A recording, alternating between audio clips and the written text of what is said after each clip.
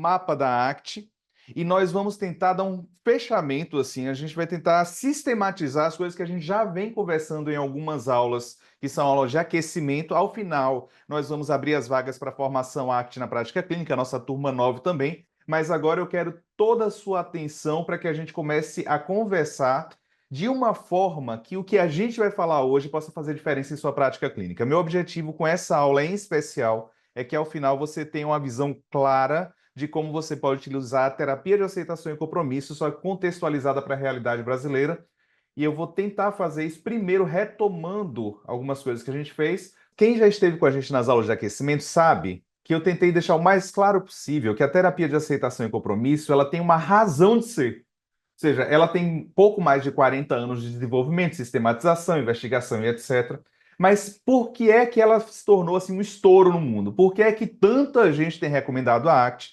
Por que é que a Organização Mundial de Saúde? Por que é que a APA? Porque se você entrar no site da ACBS, tem uma lista de todas as instituições que recomendam a terapia de aceitação e compromisso como sendo uma prática baseada em evidência, etc. Mas por que é que tantas instituições têm recomendado? Por que é que tem se espalhado tanto no mundo? E a razão é muito clara. Nós vivemos um momento em que as práticas culturais acabam transformando a forma como os nossos pacientes chegam.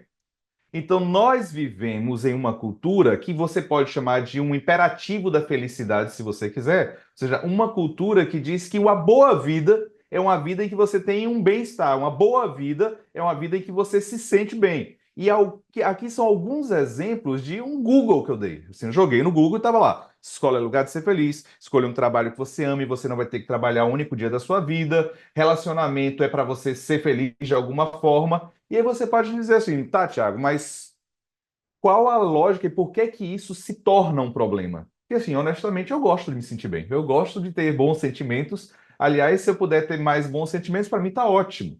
Mas há um problema na transformação que isso faz na nossa prática clínica. Deixa eu te falar que a primeira vez que eu atentei de fato para isso, para entender o que estava acontecendo com a minha prática clínica, foi numa introdução, na verdade, no prefácio de um livro em específico, em que o autor, que era um analista de longa data, ele escreve assim: as pessoas agora me procuram não porque os problemas são diferentes. Por exemplo, alguém pode me procurar, ele cita um jovem lá que procura ele, dizendo que depois que ele estabeleceu um relacionamento monogâmico, que a vida sexual dele é muito mais tediosa do que antes. Ele diz, isso é uma questão que ultrapassa séculos. Não é nunca foi exatamente uma questão clínica, mas agora ela se transforma numa questão clínica porque os nossos pacientes se recusam a lidar com qualquer tipo de frustração de algum desejo que eles tenham. Então, a lógica é que esse imperativo de felicidade que a gente acaba demonstrando e encontrando em formas de mídia diversas se torna um problema clínico. Alguns exemplos que eu dei aqui. Por exemplo, alguns pacientes com procrastinação e angústia por procrastinação, e aqui está entre aspas, porque é a fala de um paciente, não meu, mas de uma pessoa que eu supervisionei. Se assim, eu quero ter o que meu pai conseguiu, eu achei de uma honestidade tão visceral. Não sei o que é que você vai achar, mas eu achei tão visceral que, enfim, ficou na minha mente. Eu quero ter o que meu pai conseguiu, mas eu não quero ser como ele. Eu não tenho vontade, eu não consigo ter vontade para concluir o curso. O que é que ele estava querendo dizer? Dizer o seguinte: é óbvio que eu quero as coisas que meu pai quer, mas eu não posso viver a minha vida trabalhando como ele trabalha. Eu tenho que viajar, eu tenho que curtir a vida, eu tenho que viver as coisas. E a lógica que estava na cabeça dele é assim: há uma injustiça. E a injustiça é que eu não tenho aquilo que eu entendo que eu mereço ter. E isso é relativamente novo.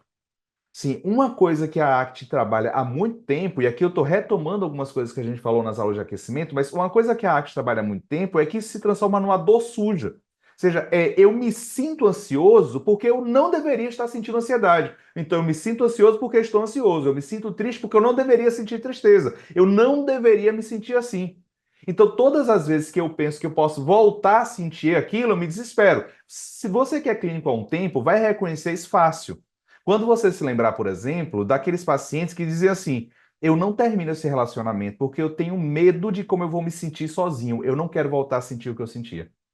Eu não quero voltar a sentir aquele desespero e aquela angústia que eu sentia enquanto estava só. Note, em geral, isso não é uma queixa dizendo assim: eu não quero ficar sem o outro. A questão é: eu não aguento como eu me sinto sem o outro. Entende essa lógica? Entendeu a diferença? A ideia não é assim, tenho medo de que algo aconteça à noite na minha casa. Não. A ideia é, quando eu deito e coloco a cabeça no meu travesseiro, eu não suporto os meus próprios pensamentos. Aliás, espera aí, deixa eu olhar para vocês aqui. Vocês que já são terapeutas há um tempo, quantas vezes o seu paciente diz assim, à noite quando eu vou dormir, é que me vem o desespero, que me vem a angústia. Eu não consigo dar conta de lidar com a minha cabeça trabalhando, os meus pensamentos, etc. Ou o que o Hus Harris, que é um autor da arte australiano, chama de rádio, trevas e ruínas. Ou seja, o que ele está dizendo é, parece que à noite liga uma rádio na cabeça e eu não consigo mais lidar com meus sentimentos e meus pensamentos difíceis. E começa a bater um desespero quando eu penso na hora de dormir. Por quê? Alguma coisa pode acontecer? Não, porque não suporto o meu próprio corpo. Porque não suporto minha própria subjetividade. Além disso, ou junto disso, ou talvez derivado disso, nós temos pessoas que dizem: eu passo tanto tempo lutando contra essa angústia que eu já não tenho mais sentido ou para onde vou. Na verdade, se você faz a pergunta clássica da terapia de aceitação e compromisso, que é: se por acaso essa dor fosse embora, se por acaso esses sentimentos difíceis, esses pensamentos difíceis fossem embora, o que que você faria de diferente em sua vida? A resposta honesta que frequentemente a gente ouve na clínica é: não sei. Não sei o que eu faria, porque os nossos pacientes passam tanto tempo lutando contra a própria subjetividade que eles perdem de vista qual seria a boa vida que eles gostariam de viver. Eu publiquei um artigo um tempo atrás que o nome dele era a cultura do diagnóstico, se não me engano. Acho que era esse o nome do artigo. A cultura do diagnóstico e tinha um subtítulo lá. E o que eu defendi naquele artigo foi fruto da minha prática clínica, fruto da minha experiência clínica. Pacientes que eles falam o tempo todo, por exemplo, do TDAH. Não sei se tem acontecido com vocês, mas você fala alguma coisa, o paciente diz: ah, isso é o meu TDAH falando. Isso é o meu TDAH, assim, agindo. Então, já não é mais ele, já é o TDAH. E se você faz uma pergunta com honestidade, que é assim, ok, e se hoje, plum, resolveu, não tem mais TDAH, sumiu, sim, resolveu, qual o rumo que você daria diferente para sua vida? A resposta mais honesta que boa parte deles vai dar é, não sei. Porque parece que a gente luta tanto contra a própria cabeça, contra os próprios sentimentos, que a gente perde de vista o que é que seria a vida que a gente gostaria de viver. Então, por isso que no núcleo do que é terapia de aceitação e compromisso está a noção de aceitação, mas a noção de compromisso. Só que compromisso implica em alguma coisa que está se tornando também mais difícil, que é a ausência de responsabilidade. Quantos pacientes seus estão dizendo assim, as pessoas não estão me reconhecendo? Meus pais não me reconhecem, meus pais vão ter que me ouvir. Eles vão ter que validar o que eu sinto. E essa expressão, que deveria ser uma expressão tão boa, que é validação de sentimentos, acabou se tornando, na verdade, frequentemente, não em todos os casos, óbvio, mas frequentemente acabou se tornando uma forma do sujeito se esquivar de assumir a responsabilidade. Ora, o que é que a terapia de aceitação e compromisso faz? Ela inverte a lógica de que isso é uma expressão de depressão, transtorno de pânico ou borderline, por exemplo, ou diagnósticos sindrômicos, e ela começa a tentar apontar para quais são os processos psicológicos que estão por trás. Porque, psicóloga, nós atuamos sobre os processos psicológicos.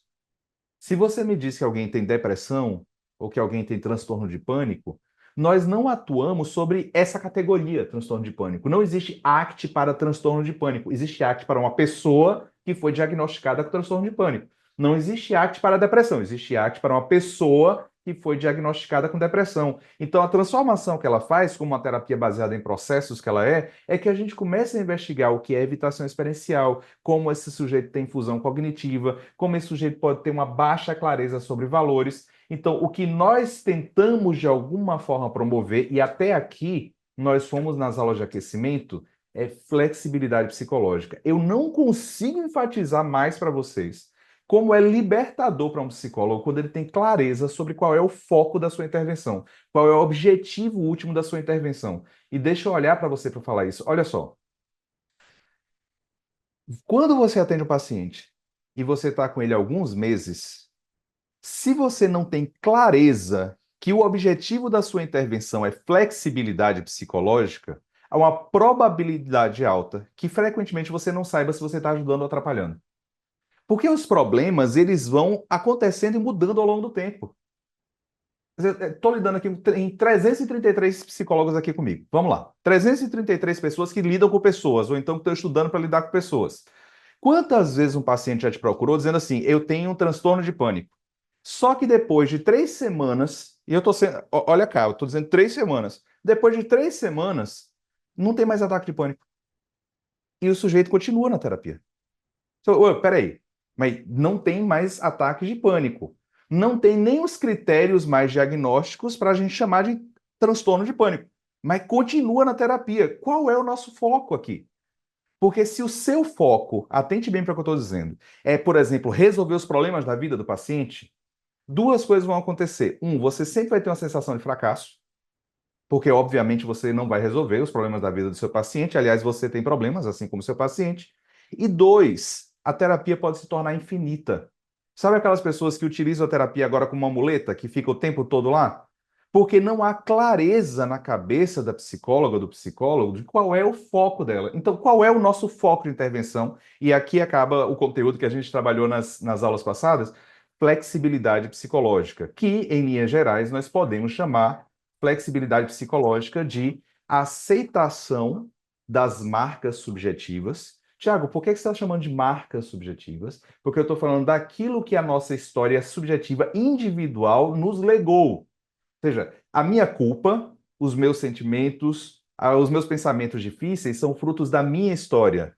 Então, eu conheço através dessas marcas subjetivas. A aceitação dessas marcas subjetivas é que me trazem ao presente das minhas ações para agir de forma transformadora e significativa na vida. Ou seja, a terapia de aceitação e compromisso. Quando a gente fala de aceitação, a gente não está falando de passividade, a gente não está falando de aceitar a vida, a gente não está falando de aceitar aquilo que nos deram, coisa parecida. Nós estamos falando de um sujeito que consegue lidar com a própria subjetividade. Ou seja, de um sujeito que consegue ter sentimentos difíceis, pensamentos difíceis, impulsos difíceis e mesmo assim se conectar com aquilo que importa. Então é a aceitação da própria subjetividade para assumir um compromisso de mudança em relação à vida. Então, terapia de aceitação e compromisso é, em última instância, uma terapia proativa para que o sujeito viva em função de seus valores. Daí a sua cabeça já começa, obviamente, a apertar alguns botões. Então faz muito sentido, por exemplo, o fato de que a ACT é extremamente recomendada para quem tem transtornos caracteriológicos. Você entende quando eu falo transtornos caracteriológicos? Aqueles vinculados à personalidade, por exemplo, a transtornos de personalidade, etc. Ai, meu Deus, as TCCs em geral tinham muita dificuldade para lidar com personalidade, mas tinham. Só que tinham porque talvez não estejam partindo desse tipo de pressuposto, que quando você lida com aspectos que vêm desde o seu sistema familiar, não é que eles têm que ser mudados ou irem embora, mas pelo contrário, nós precisamos mudar a forma como o sujeito se relaciona com eles. Você bem sabe disso. Se a sua paciente foi abusada sexualmente quando era criança, a ideia não é que as memórias vão embora, a ideia não é que os pensamentos difíceis vão embora, mas que ela consiga se relacionar com esses pensamentos difíceis, essas memórias de uma forma diferente. E é esse o nome que a gente chama quando a gente fala de flexibilidade psicológica. Ou seja, é a ideia de que o sujeito vai ter flexibilidade para estar na presença dessas memórias difíceis, assumindo um compromisso com a vida que se apresenta hoje. Daí a ACT ter esse impacto todo com quem lida com dor crônica. Daí a ACT ter esse impacto todo com quem lida com transtorno de estresse pós-traumático e, mais do que isso, para quem lida com aqueles aspectos do sofrimento humano que nem estão caracterizados em um diagnóstico sindrômico. Então, quando falamos de flexibilidade psicológica, nós falamos do coração da ACT. Mas, agora sim, comece a pensar comigo. Por que é tão difícil, então, que alguns terapeutas tenham segurança ao utilizar essa abordagem? Porque me parece que é fácil a gente conseguir entender a lógica que está por trás. Ora, eu consigo reconhecer, Thiago, enquanto você fala, vários pacientes meus. Por exemplo, uma paciente minha que ela tem assim uma atitude de primeiro eu preciso voltar a me sentir viva para conseguir agir.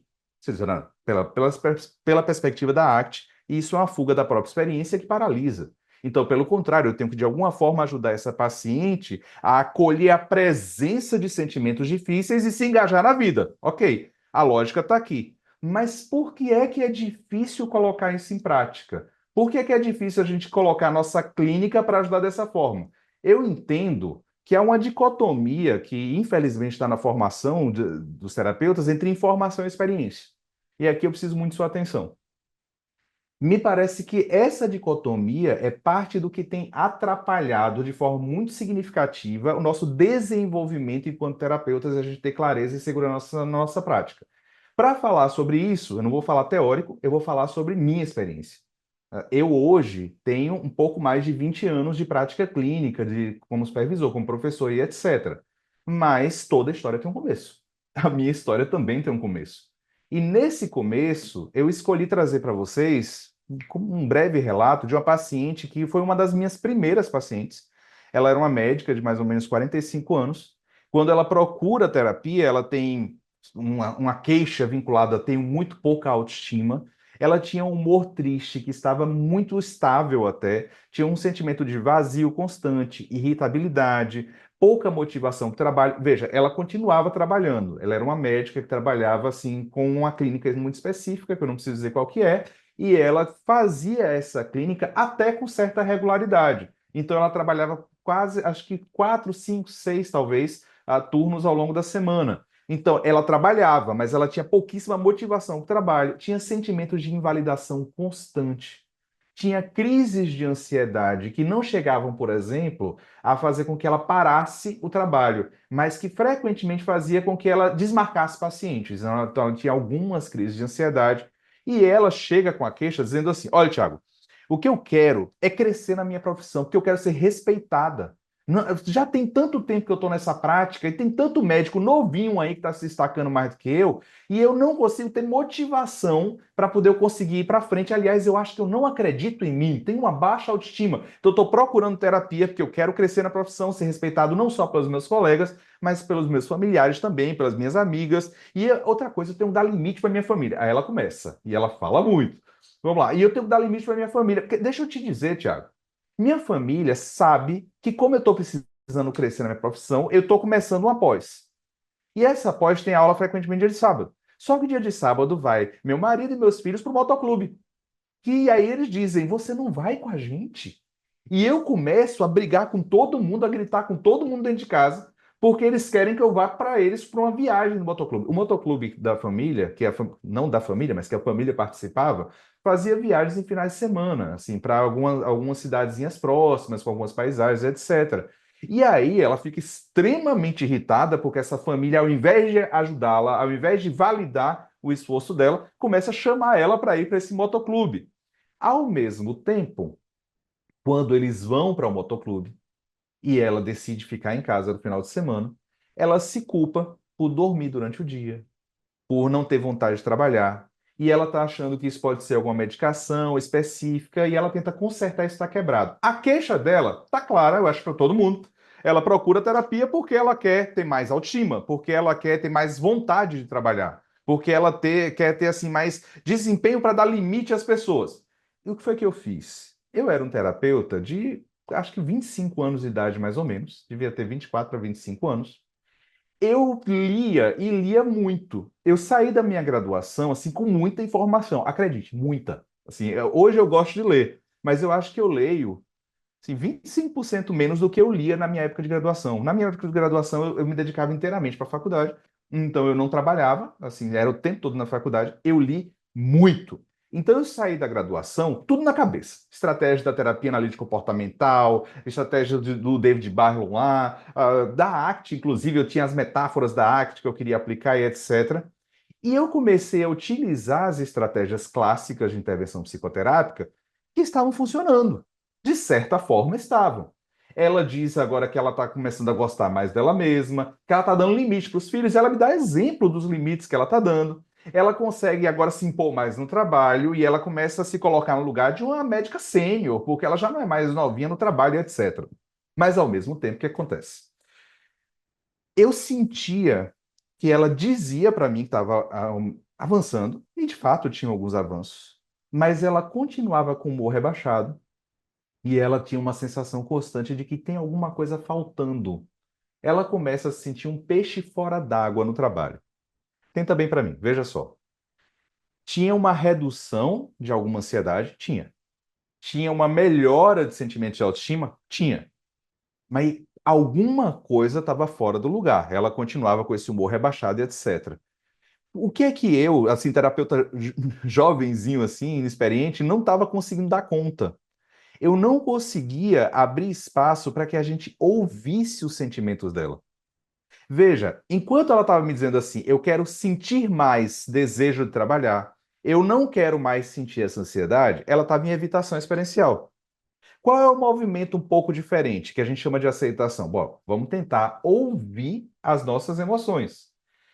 Quanto mais eu ajudei essa paciente a ouvir as emoções, e esse foi um movimento ao longo do processo, ou seja, meu encontro com a ACT real não foi teórico, foi de necessidade prática. E daqui a pouco eu vou falar de mais algumas necessidades para vocês que eu tive que ter nesse período.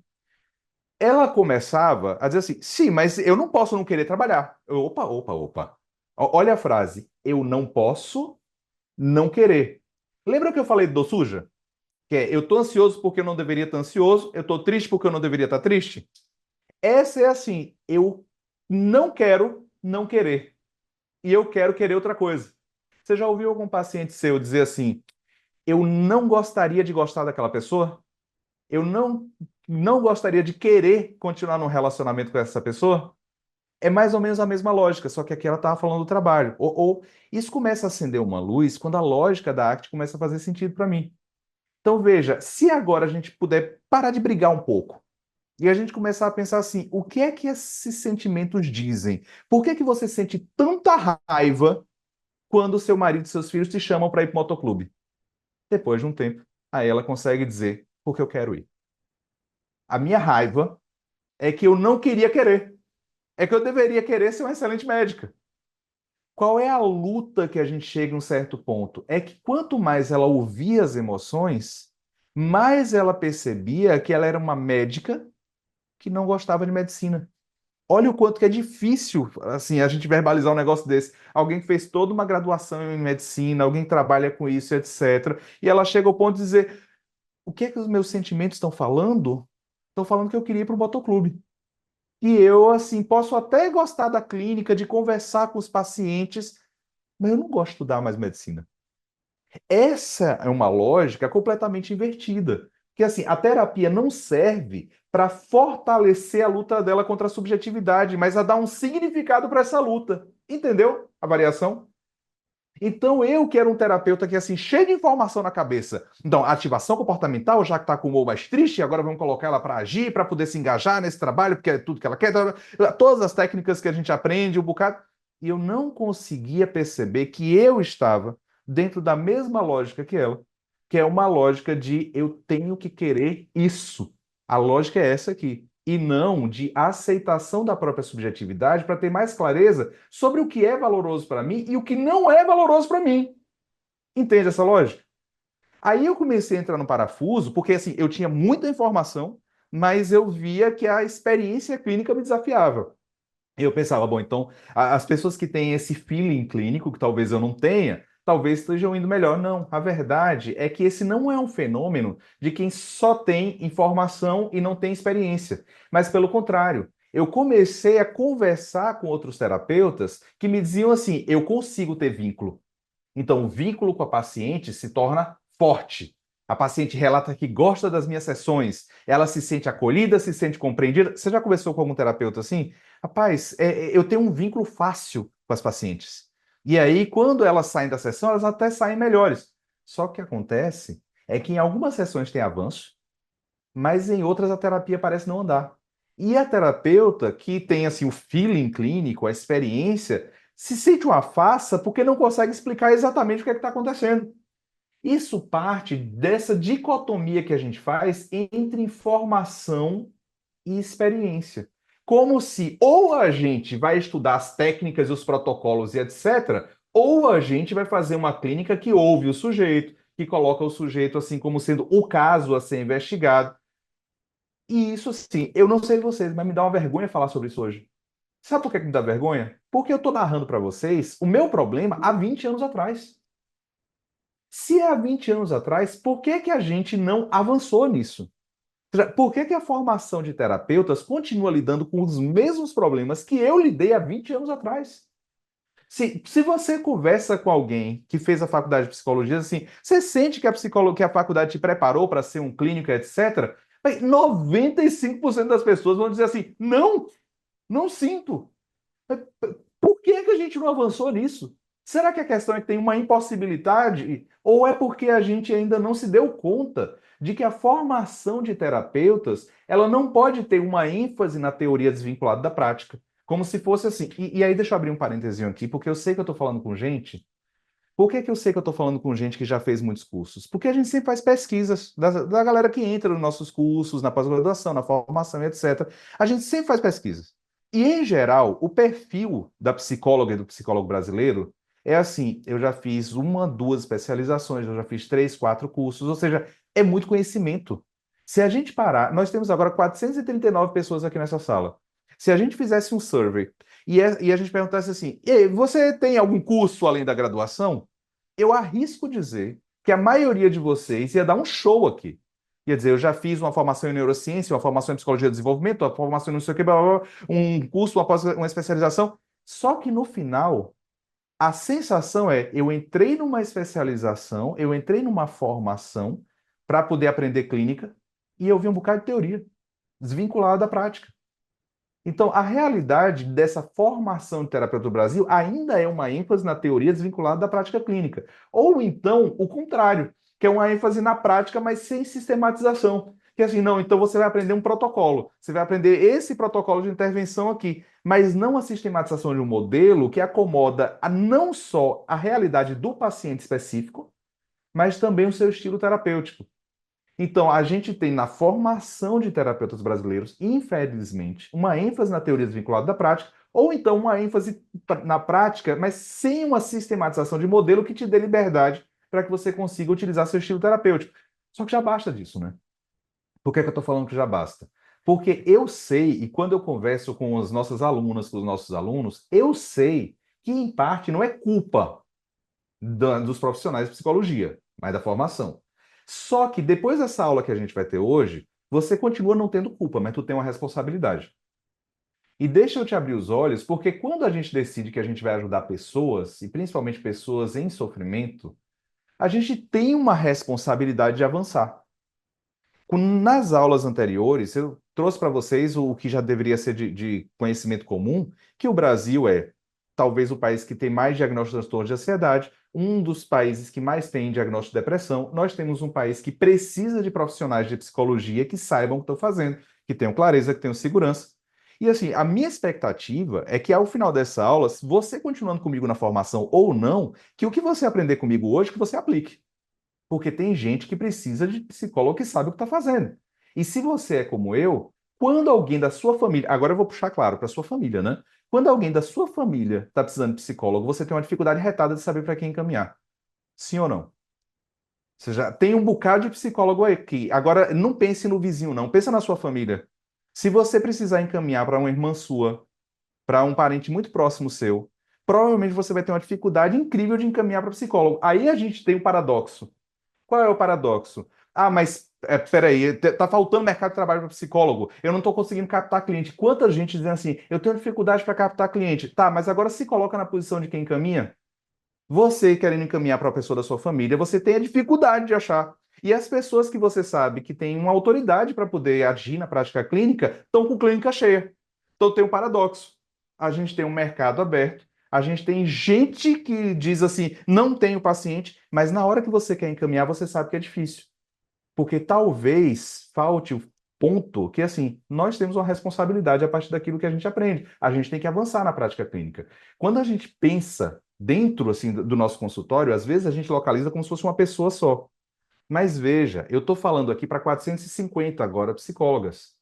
O que é que eu estou fazendo? Eu estou falando para uma pessoa? Não, não, eu estou falando para uma série de pessoas. E a primeira coisa que eu quero dizer para você é uma máxima da terapia de aceitação e compromisso. Que é assim, sai da sua mente e entra na sua vida, porque tem gente que precisa ser impactada por suas ações enquanto psicóloga. A maioria, ou boa parte das psicólogas que eu já conversei, já passaram ou passam por pensamentos difíceis, como, por exemplo, eu não acho que eu dou conta disso, eu não acho que eu estou conseguindo ter bons resultados, etc. Mas briga tanto com a própria cabeça que acaba não saindo da própria mente para poder impactar a vida de outras pessoas. O que eu vou fazer agora é te dar um mapa. Só que o mapa não caminha por você, entende? Eu vou te dar um caminho de orientação de como você pode fazer uma clínica que é uma clínica efetiva. Só que o mapa não faz o trabalho por você.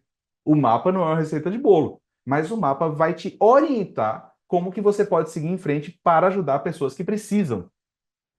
Podemos seguir a partir disso? Com essa premissa em mente, ou seja, de que se tem alguma coisa que nos une aqui, é um valor em comum de ajudar pessoas que nos procuram em sofrimento. É óbvio que a gente fala disso também vinculado a viver bem da clínica, mas qual a relação de uma coisa com outra? Eu te digo claramente qual é a relação. Você já ouviu aquele ditado que diz assim, casa de ferreiro, espeto de pau? Já ouviu esse ditado alguma vez? Casa de ferreiro, quando você vai na churrasqueira, tem um espeto feito de madeira, não está feito de ferro. Por que que esse ditado importa para a gente? Quando a gente é psicólogo, a gente estuda que qualidade de vida depende de autoeficácia. Alguém já ouviu falar desse processo de mudança clínica chamado autoeficácia? Ou seja, a capacidade que você tem de perceber que o que você faz tem um impacto no mundo e que se você tem uma responsabilidade nisso. Se você não tem essa percepção de autoeficácia, sua saúde mental é deteriorada. Todo psicólogo sabe disso. Todo psicólogo sabe que, independente da condição de trabalho que você tem, controlabilidade é alguma coisa essencial para que você tenha qualidade de vida. Ou seja, você precisa saber assim, qual o rumo a ser dado no trabalho. Se você está numa empresa, se você está trabalhando em qualquer lugar e você não tem uma certa controlabilidade, de ter clareza de quais são os caminhos que você vai, provavelmente você decresce em saúde mental. Mas por que casa de ferreiro espeto de pau? Porque nós que estudamos isso, nós não temos clareza sobre qual é o rumo dentro da clínica. Porque nós que estudamos isso, a gente não consegue saber assim, qual é o ponto A? O paciente está saindo daqui e eu quero levar ele até onde? Qual é a estrutura para que eu consiga ajudar esse paciente a sair desse ponto A para esse ponto B? E mais do que isso, o que é o ponto B? Qual é o avanço que eu espero na clínica? Então, casa de ferreiro, espeto de pau. Porque parece que nós que estudamos o fato de que a gente precisa ter clareza e segurança para que a gente consiga viver bem da clínica, nós somos os primeiros a tentar, assim, deixa eu ver o que é que vai acontecer. E hoje, meu convite para você é para ganhar uma certa estrutura. Veja, estrutura é diferente de receita de bolo. Eu vou te dar uma estrutura de intervenção. A partir daí, você pode desenvolver o seu próprio modo de fazer isso. Aí algumas pessoas dizem assim, tá, mas viver bem da clínica é o que eu quero, mas eu preciso de pacientes. Lembra do paradoxo que eu te falei? Hoje, nós temos gente que precisa ser encaminhada e a gente não sabe para quem. E você sabe disso porque você tem dificuldade quando você quer indicar alguém de sua própria família. Então, essa ideia, qual é a mágica para poder a gente ter uma clínica que vai sendo preenchida para ter uma agenda cheia? Tem mágica, não. Você precisa ser uma referência na área. Para você ser uma referência, no mínimo, você tem que ter clareza e ter segurança. Agora, qual a autoridade que eu tenho para falar sobre isso? E aí, alguém poderia dizer, essa é a hora que o Thiago vai falar do currículo dele. Então, qual é a autoridade que ele tem que falar disso? Não, meu currículo eu gosto dele. Eu gosto do meu currículo pra caramba. A gente estava brincando aqui no começo, antes de começar a gravar, o Leandro mostrando 2 livros que eu publiquei. Eu posso falar que eu tenho 2 mestrados e um doutorado. Eu posso falar que eu tenho mais de 20 anos ensinando isso. Meu currículo é legal, eu gosto dele. Mas sabe de onde que me vem a autoridade para falar sobre aprendizado na prática clínica? Vem do fato de que eu apanhei e apanhei muito para poder conseguir ter mais segurança e mais clareza na prática clínica, a tal ponto em que quem me conhece de perto sabe que meu olho brilha, mas brilha quando eu estou ajudando pessoas a terem mais segurança na clínica. Eu posso dizer para você hoje que meu olho brilha quando eu estou com paciente, sim, mas que meu olho tem um brilho especial quando eu estou lidando com gente que lida com gente. Aí eu tenho um sentido diferente nisso. Eu saí da graduação, e aí eu estou tentando traçar esse caminho com você, com informações e muitas informações na cabeça. Mas esse buraco que você está vendo aí no meio foi o fato de que, como eu não tinha essa clareza e essa segurança e essa estrutura na cabeça, eu comecei a ter níveis de ansiedade cada vez mais elevados. E aí, bem jovenzinho na clínica, eu começo a ter ataque de pânico enquanto eu estou atendendo os pacientes. E o problema, um dos problemas, né? Tem vários problemas, mas quem já teve ataque de pânico sabe que tem vários problemas. Mas um dos problemas é que a reação do meu corpo em relação ao ataque de pânico era muito no olho. Eu não sei quantos de vocês já tiveram, e eu não tenho a menor vergonha de falar que eu já tive ataque de pânico, mas tem várias formas. No meu caso, eu parava de enxergar praticamente. Meu olho ele meio que fechava, ele dava uma reação estranha e ficava assim, além daquela reação normal de perda de sustentação na perna, de sensação de morte. meu olho meio que fechava. E eu ficava olhando para o paciente e tentando forçar a enxergar e tentando ouvir o que ele estava fazendo, mas brigando com minha ansiedade. Então, enquanto eu brigava com minha ansiedade, eu ficava ainda mais ansioso, obviamente, porque eu estava tentando me conectar com o paciente. E isso foi durante meses. Só que, durante meses, eu sabia que eu não podia parar de atender. Porque quando eu terminei a graduação, eu e a Gi, a gente se casou 6 meses depois que eu terminei minha graduação. Eu tinha 3 pacientes quando a gente casou. E a gente tinha que manter uma casa, tanto eu quanto ela. Então não dá para parar de atender. Eu tinha que atender, tinha que pagar minhas contas. E lidando com ataque de pânico, lidando com os pacientes, lidando com os desafios normais de que está começando uma carreira, é que eu comecei a notar o quanto que eu tinha uma teoria enorme na cabeça, mas eu não tinha um caminho ainda claro. Então, se eu hoje consigo falar contigo assim, olha, deixa eu te mostrar o que foi que eu aprendi, é o que foi que eu aprendi na prática mesmo, a partir dessas teorias que eu investiguei. Se você quiser conversar sobre teoria, eu amo teoria, eu tenho um doutorado em filosofia. Mas o que eu tenho de fato, assim, que hoje eu posso me orgulhar de fazer é, eu aprendi como ensinar clínica, porque eu gostaria que tivessem feito comigo o que eu faço hoje. Simples assim. E o grosso disso, que é o coração da arte, que foi o que mudou minha prática clínica, é o modelo de flexibilidade psicológica. Ou seja, se eu pudesse dizer para você assim, alguma imagem para você ter na sua cabeça, para você desvendar caso clínico, eu ia te dizer, tenha essa imagem na cabeça, tenha a imagem do hexágono de flexibilidade psicológica na cabeça. Mas por quê? Porque veja, se eu tenho o alvo, que é flexibilidade psicológica, o meu paciente ele pode ter mais ansiedade e mesmo assim ele está melhorando. Entenda a lógica. Pensa comigo, eu já fiz essa reflexão com vocês que pegaram as aulas de aquecimento comigo. Pensa comigo o seguinte: se o seu paciente tem um nível de ansiedade social muito elevado, se o seu paciente tem uma dificuldade enorme de falar, de se expressar, e etc., mas já deixou claro, junto contigo, que alguma coisa que é extremamente valorosa para ele é que ele consiga fazer diferença na vida de outras pessoas a partir do que ele sabe, como é o meu caso, por exemplo, um valor. E ele disse para você que agora ele quer investir nas apresentações de seminário que ele tem na faculdade. Porque até então ele usava uma estratégia que eu sei que ninguém aqui nunca usou, mas essa pessoa que é estranha usou, que é assim: deixa eu fazer a parte escrita. Deixa que eu faço toda a parte escrita e aí vocês falam. Eu sei que ninguém aqui nunca usou essa estratégia, só essa pessoa estranha que eu estou aqui em mente, etc. Só que em algum ponto na terapia diz assim: eu tenho uma ansiedade enorme quando eu vou assim apresentar, mas bicho, eu sempre sonhei em ser uma pessoa que ensina, que é professor e etc. Veja, se a terapia estiver indo bem, se a terapia estiver indo bem, ele tiver um grau de aceitação da presença da ansiedade e disser assim, eu vou caminhar para começar a apresentar o seminário, pensa comigo, a ansiedade vai subir ou descer? Ele vai ficar mais ansioso ou menos ansioso? Vai ficar muito mais ansioso. E isso não é um problema, porque a ansiedade, a presença dela, não é o seu alvo enquanto terapeuta. Você não mede a sua atuação clínica se a pessoa tem mais ansiedade ou menos ansiedade. Você mede a sua atuação clínica se ela tem mais evitação experiencial ou mais aceitação. Ou seja, se ela tem mais a condição de se relacionar de uma forma acolhedora com o próprio corpo que sente ansiedade, ou se ela está gastando tempo e energia fugindo disso. Quando seu paciente ele começa a te dizer que ele tem pensamentos o tempo todo de que vai dar errado, de que nunca vai funcionar, e ele começa a te falar uma série de pensamentos difíceis, a nossa reação intuitiva enquanto psicólogos, e a gente tem que ser honesto com a gente, é tentar dizer assim: peraí, mas não é bem assim não. Olhe para a realidade, veja que você já conseguiu fazer várias vezes. O que você não entende às vezes é que alguns desses pensamentos foram instalados desde que ele era uma criança.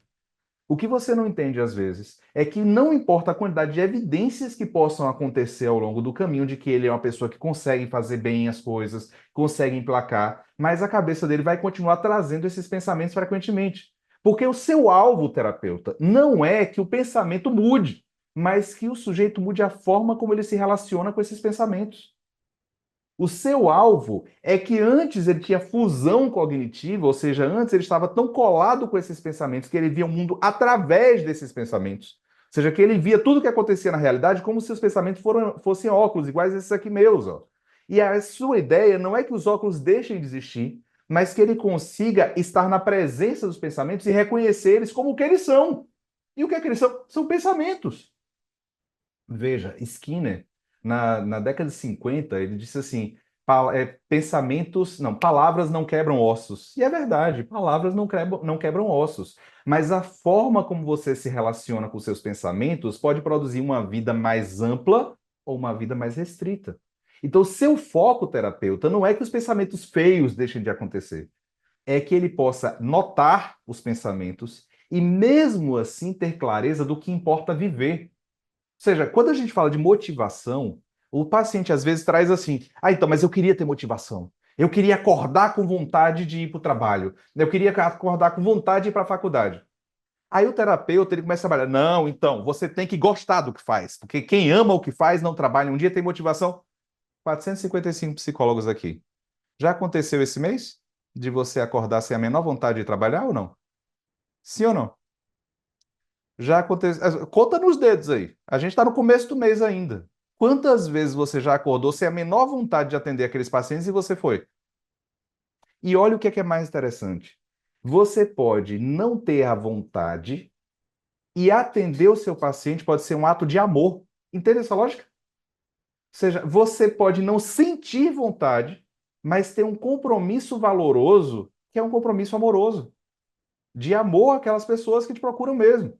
Ah, Tiago, mas a gente vai falar de amor na perspectiva da análise do comportamento, da arte, da terapia cognitiva? Vai! Sim, o terapeuta que ele não ama pacientes, dificilmente ele consegue ser um terapeuta bom para eles. Só que com amor eu não estou falando de sentir, não, porque a gente sente raiva de paciente às vezes. Só que é possível que eu sinta raiva do paciente e mesmo assim eu tenho um compromisso em ajudá-lo. Peraí, mas terapeuta não pode sentir raiva do paciente, porque terapeuta tem que ser diferente, afastado. Não, não, não, o terapeuta é humano, a gente é humano, eu acho.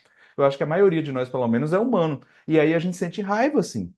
A gente sente raiva, a gente sente tédio, a gente sente essas coisas todas. Só que quando a gente começa a notar as histórias que a cabeça da gente conta, e mesmo assim ter clareza sobre quem nós desejamos nos tornar, ou seja, clareza de valores, então motivação deixa de ser um estado de sentimentos e motivação se torna muito mais um estado de compromisso. Entende a lógica?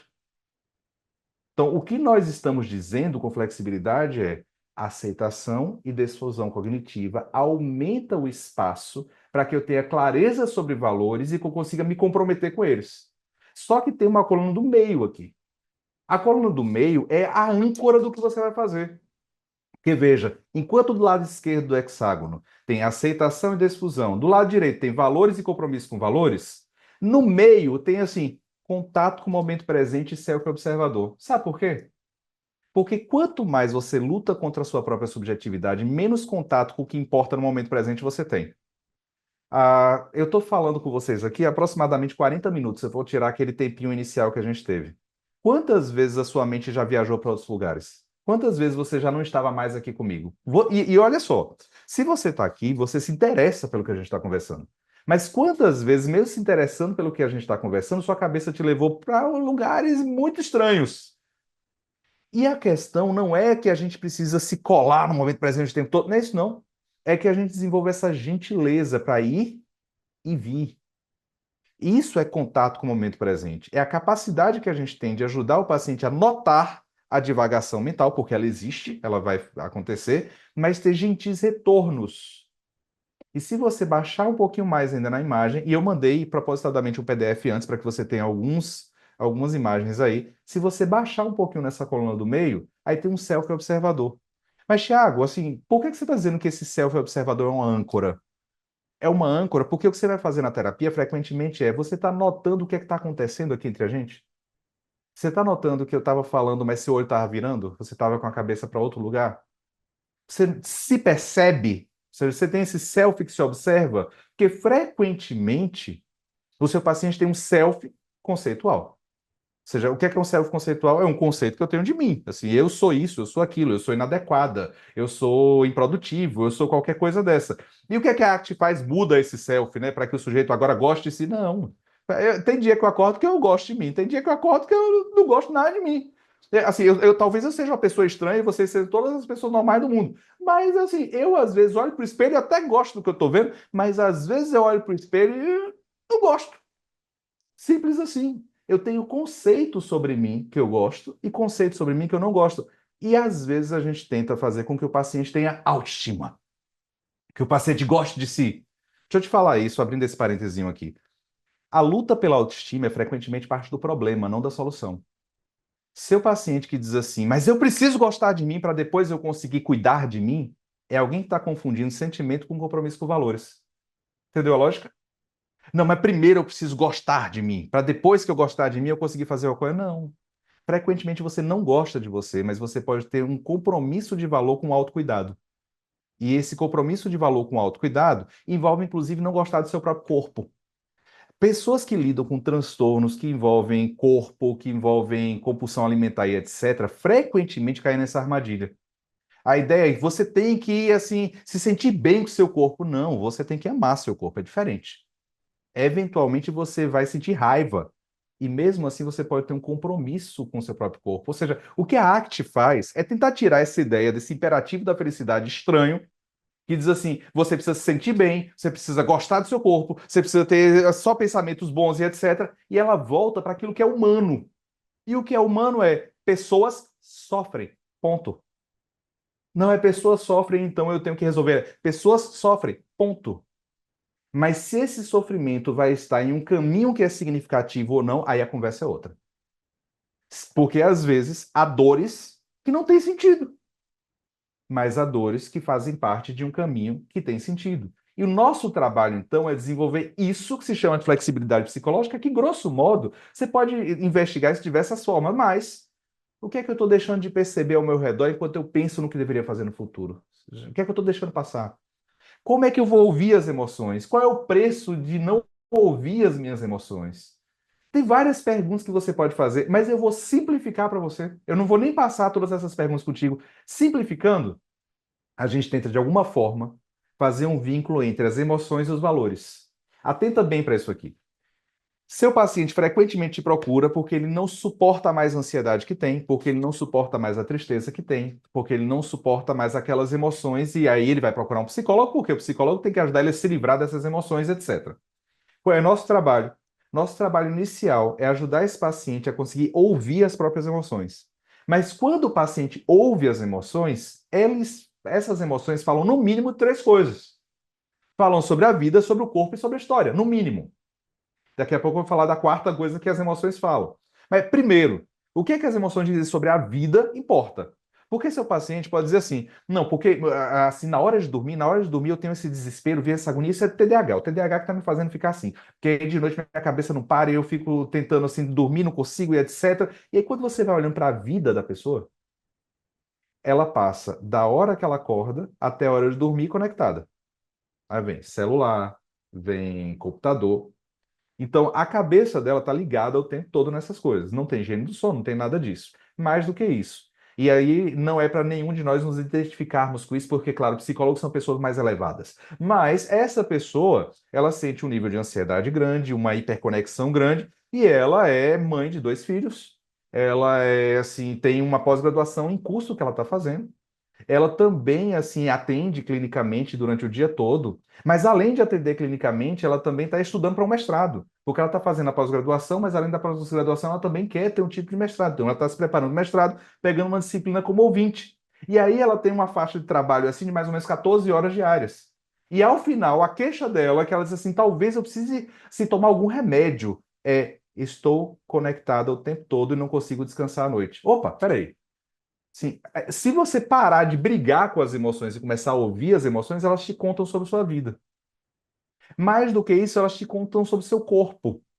Porque se você não está dormindo direito, se você não está se alimentando direito, se você não está com atividade física regular, se você não está com seus exames clínicos em dia, há uma probabilidade alta de que você se sinta mal. Ponto. Se as nossas emoções, elas frequentemente falam sobre o nosso corpo. E aí, quando a gente começa a ouvi-las, a gente não briga mais com elas. A gente agradece a presença delas para que a gente possa ouvir sobre o que é que o nosso corpo precisa. Só que, às vezes, as nossas emoções não falam só sobre a nossa vida atual ou sobre o nosso corpo como está, mas falam sobre a nossa história. E aí é que é bacana, porque a gente começa a pensar. Ah, Thiago, mas eu tenho assim um nível de ansiedade assim que minha cabeça sempre está no futuro o tempo todo, etc.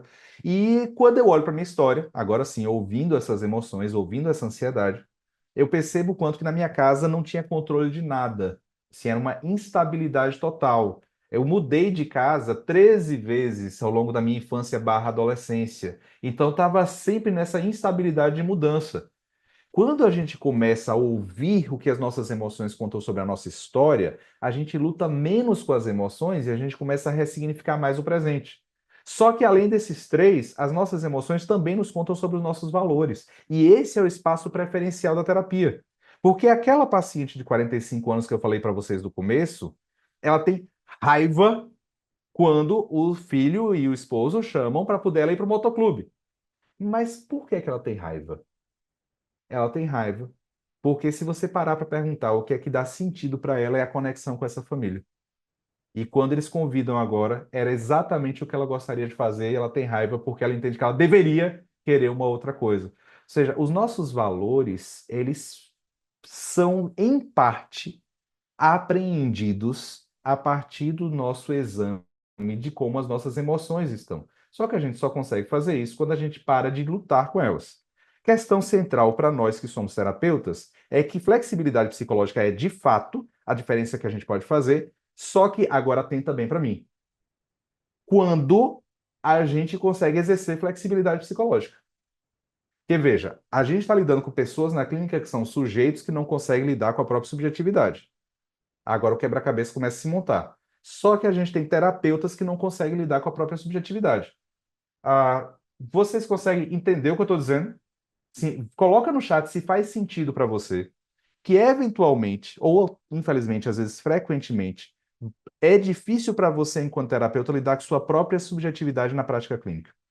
É difícil para você, enquanto terapeuta, lutar assim com seus próprios pensamentos enquanto você está atendendo o paciente. A tal ponto em que, às vezes, você está atendendo o paciente e você só está, sem perceber, olhando para o relógio. Esse tempo que não passa, esse tempo que não passa. Deveria acabar logo. E você já não está mais conectado com o paciente, você já está em fusão cognitiva. Em que, às vezes, você está com o paciente aqui pensando, eu deveria ter feito a supervisão sobre esse caso. Se fosse meu supervisor, ele saberia o que fazer. E aí você já não está mais em contato com o momento presente. Aí você já está mais sob o controle do passado. Para piorar tudo, às vezes você está atendendo e aí está assim, isso não é para mim. Acho que é melhor eu mudar de profissão, porque esse negócio de clínica não é para mim. E você tem um self conceitual. Ou seja, há uma inflexibilidade psicológica da parte do terapeuta. Só que em relação à flexibilidade psicológica, nós não podemos levar o paciente a um lugar em que a gente nunca esteve. Veja que o que eu estou te dizendo não é que você precisa ser super mulher, super homem para poder atender a isso, não. Mas se você não consegue abrir espaço para a presença da sua subjetividade, dificilmente você vai conseguir usar isso para ajudar o seu paciente a caminhar também nessa direção. Só que até agora, para poder montar assim como é que a gente compreende o caso clínico, eu te mostrei, olha, tem as 6 dimensões psicológicas. Então, os processos de flexibilidade psicológica que a gente vai tentar buscar aceitação, desfusão, self como contexto, contato com o momento presente, clareza sobre valores, compromisso com valores. Pronto, esse é o nosso norte. Mas como que a gente faz isso? Que é a questão que, pelo menos comigo, aconteceu bastante, é que no começo da minha carreira, quando eu comecei a perceber que a arte fazia sentido, eu tentava utilizar as metáforas dos livros, eu tentava utilizar os exercícios dos livros, e quanto mais eu utilizava, mais eu entendia que os meus pacientes não respondiam como os pacientes dos livros.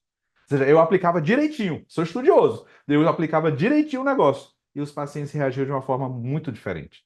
Então, parece que a gente já entende os processos de flexibilidade psicológica, mas a gente precisa aprender como é que a gente vai desenvolver procedimentos, ou seja, formas de intervenção. Aqui eu quero ir concluindo assim esse quebra-cabeça contigo. Se a gente entende que para entender ou desvendar o caso clínico, eu preciso entender que é flexibilidade psicológica, como mobilizar isso é uma função de entender o que foi que gerou isso inicialmente. Reis, no primeiro livro do Stephen Reis, assim, no primeiro livro sobre terapia de aceitação e compromisso, que era Reis, Troussel e Wilson, de 1999, ele escreve assim: o terapeuta deve, com palavras, mudar como as palavras funcionam para o cliente. O terapeuta deve combater fogo com fogo e ainda evitar ser queimado. Esse é o paradoxo inerente ao que está no cerne de quase todos os aspectos da arte. O que é que ele está querendo dizer? Por que que a gente briga tanto com a nossa subjetividade? Porque a gente está imerso em narrativas culturais que dizem isso. Quando você abre o Instagram, você vê lá várias narrativas de que relacionamento é alguma coisa que deveria te dar paz, tranquilidade, etc. De que um trabalho bom é um trabalho que você pode.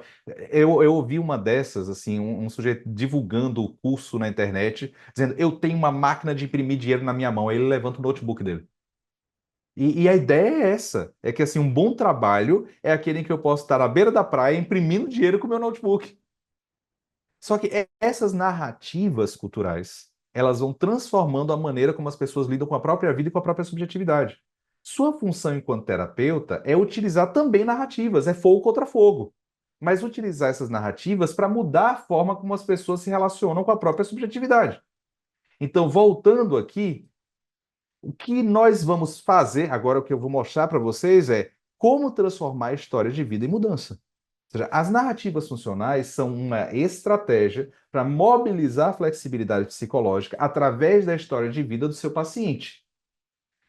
Uma forma bonita de sistematizar isso foi feita pela Eliane Brum, na verdade, que é uma jornalista, não é psicóloga, que eu gosto pra caramba. E ela disse assim: as marcas. Lembra que eu falei para vocês que flexibilidade psicológica são as marcas que a nossa história deixa, a abertura, o acolhimento dessas marcas. Ela disse assim: as marcas se inscrevem em nós, primeiro, como alguma coisa que a gente não consegue dizer, que é indizível. Ou seja, o paciente chega para a gente dizendo assim: eu sinto esse negócio, mas ele não consegue falar tanto sobre isso. Depois, a gente transforma essas marcas, esses pensamentos difíceis, essas memórias difíceis, esses sentimentos difíceis, em outra coisa. E quando a gente transforma, isso nos dá a possibilidade de viver e não apenas sobreviver. Ela diz: em mim elas viram texto. Ou seja, a forma como ela lida com isso é escrevendo. Percebo então que as palavras são marcas por escrito. E eu lamento as vidas que não querem ser marcadas. Deixa eu tentar te mostrar como fazer isso. Deixa eu tentar te mostrar como é que você pode, junto com o paciente, fazer com que a história de vida dele e a sua também possam mobilizar a flexibilidade psicológica. A pergunta central para mim é: qual é a cadeira que você sentava? Grosso modo é isso. Eu estou, na verdade, te perguntando como é que você sobreviveu no seu sistema familiar. E agora, vamos tirar a paciente da cabeça, né? Vamos pensar na gente. Se você para pensar no seu sistema familiar, e quando eu falo sistema familiar, eu estou falando do seu sistema primário. Isso quer dizer o seguinte: alguns de nós nasceram numa casa que tinha pai, mãe, irmãos e etc. Outros de nós nasceram em casas que tinham mãe só e irmãos ou não irmãos. Outros de nós aprenderam, por exemplo, a viver num sistema familiar que era uma instituição. Ou seja, que assim, estavam dentro de um orfanato, por exemplo. Então, quando eu falo de sistema familiar, eu estou falando desse sistema primário que você viveu, que você habitou. Nesse sistema familiar que está na sua cabeça agora, se você tem irmãos, você está com seus irmãos na cabeça, se você tem pai e mãe, você tem pai e mãe na cabeça. Nesse sistema familiar, qual foi o seu jeito de sobreviver? Veja, no meu sistema familiar, eu tinha três irmãos, eu tinha pai e mãe dentro de casa, eu tinha três irmãos. O jeito que eu aprendi a sobreviver, quando eu falo sobreviver, é sobreviver socialmente, tá? Qual é o lugar que você ocupa nesse sistema familiar? Eu ocupei a cadeira daquele que é introvertido, próximo dos pais e que estuda. Bem o ponto. Sim, eu ocupei esse lugar nesse sistema familiar daquele que estuda, daquele que analisa, daquele que fala menos, analisa mais, daquele que está mais próximo de uma pessoa só, ou da mãe ou do pai, e não é extrovertido para jogar futebol. Aliás, eu acho que olhando para mim, você já deve dizer que eu sou péssimo no futebol, e eu sou péssimo no futebol, eu posso te assegurar disso. Se você, assim, quem viveu essa situação vai se compadecer de mim. Sabe aquelas filhinhas que faziam na educação física na escola? Assim, vamos lá tirar o time de futebol? Aí fica duas pessoas na frente, fica fulano, vem pro meu time, fulano, vem pro meu time. Eu era o último, viu? Eu ficava lá, e quando eu era o último, aquele que a pessoa dizia assim: vai, fica com um a mais no seu time, leva ele. Porque eu era muito ruim em futebol. Então, meu padrão matricial, ou seja, o jeitão que eu aprendi a sobreviver socialmente, não foi jogando futebol. Não foi sendo extrovertido, foi sendo introvertido, analítico, reflexivo. Ou seja, para pensar agora qual é o seu padrão matricial. Não pensa no paciente agora, mas qual é o seu jeitão? Qual a forma que você aprendeu a sobreviver socialmente? Qual a cadeira que você sentava? Se você entende isso, você entende não só assim, um jeito de agir, mas você entende que tipos de pensamentos a sua cabeça precisou aprender. Ou seja, eu precisei antecipar coisas.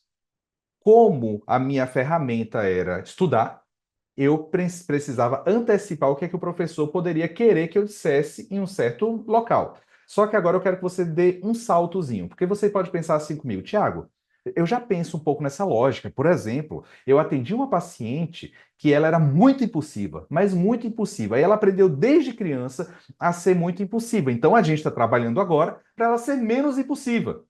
Posso te dizer que esse não é o caminho? Porque quando eu comecei na clínica também, eu estava imerso em uma lógica de déficits e excessos comportamentais. O que é isso? Na minha cabeça, treinado dentro de uma faculdade que não me preparava demais para a prática, era assim, bom, então, se eu entendi que a pessoa tem, ela é muito para cima, fala muito, é intensa falando e etc., eu tenho que ajudar ela a chegar numa normalidade. Eu tenho que colocar ela assim para numa curva normal. E essa é uma lógica de déficits e excessos comportamentais. Só que a lógica da ACT não é uma lógica de, assim, tem aquele pensamento, tira o pensamento. Tem esse comportamento que está desregulado, tira esse comportamento que tá desregulado. Não é essa lógica. É uma lógica contextualista funcional. E eu vou tentar te explicar o que é essa lógica contextualista funcional com uma ferramenta que a gente utiliza. Então, pense comigo. Não em você agora, obviamente, mas vamos lá. Pense, então, nessa paciente em que ela aprendeu dentro da casa dela que o papel dela, o jeito dela de ser vista, de ser valorizada, de ser reconhecida socialmente dentro da casa, na escola, etc., era ser a boazinha. Ela nomeou como a boazinha. Ela era prestativa, boa ouvinte, então as pessoas se sentem bem falando com ela. Ela tinha uma sensibilidade às reações do outro. Ela conseguia ver a mudança na expressão no rosto do pai dela, e aí ela modulava o que ela ia falar em função da mudança no rosto do pai. Ela conseguia notar se a pessoa estava interessada ou não pelo que ela estava falando, então ela se tornou uma pessoa que tem bom senso. Sabe aquela pessoa que não é inadequada? Aquela pessoa que sabe o que falar na hora certa, ela entende e segue as regras do contexto, a tal ponto é que ela sempre tirou nota boa, porque ela sabia o que o professor queria ouvir. Então, aquele professor, ele gosta que você escreva muito. Aquele outro professor, não. Ele gosta que você seja assim, rápido. Aquele professor gosta do autor tal. E essa pessoa fez psicologia. E aí, em psicologia, ela aprendeu a ser essa aluna modelo, esforçada. Ela nunca foi aquela aluna que, assim, do nada tirava uma ideia da cachola. Não, ela era esforçada, ela era organizada nisso, ela preparava tudo direitinho. Esse é o lado A. Por que que eu estou chamando o lado A? É o lado que ajudava ela. Então, atenta bem aqui para mim. Quando a gente estiver usando essa ferramenta, que é o Diário do Padrão Matricial, o que a gente vai chamar de lado A são os diversos contextos em que esse padrão matricial, esse jeitão de agir no mundo, ajudam a paciente. Só que existem contextos em que esse mesmo padrão ele atrapalha. Agora veja só, eu não estou falando que são dois padrões. Deixa eu olhar para vocês aqui, porque isso é essencial. Para a gente sair da lógica de déficits e excessos comportamentais, e eu estou achando que hoje eu não estou conseguindo pronunciar a expressão déficits. Eu estou com dificuldade. Eu consegui pronunciar esse negócio? Que bom que eu consegui. Tá voltando. A Gisele me ajudando aqui. Conseguiu! Dando uma ajuda aqui, a pessoa. Vamos lá. Para a gente sair dessa lógica que eu não vou pronunciar, então vai ser a lógica não pronunciável, ah, não é que assim, então agora eu vou pensar quais são os problemas que são diferentes desse padrão matricial. Não, é o mesmo padrão.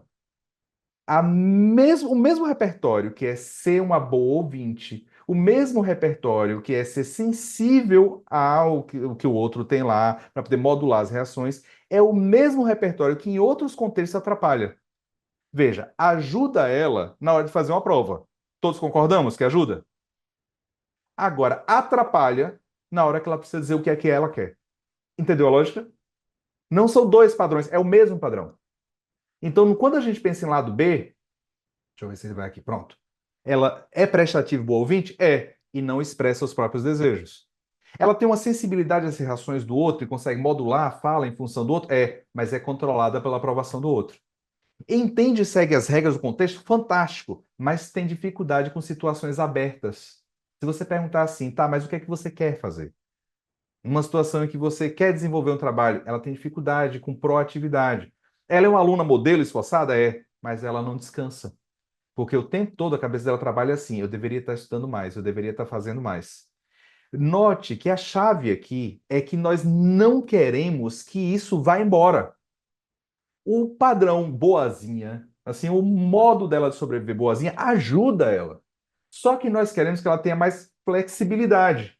Flexibilidade é o contexto, em que alguns contextos esse padrão ajuda muito. Então eu não quero ajudar ela a ter mais briga contra a própria subjetividade. Eu quero, pelo contrário, que ela veja como esse padrão ajudou ela a sobreviver. Entende a lógica? É assim, ela chegou dizendo assim: eu tenho um problema. Meu problema é que eu sou muito controlada pela aprovação do outro.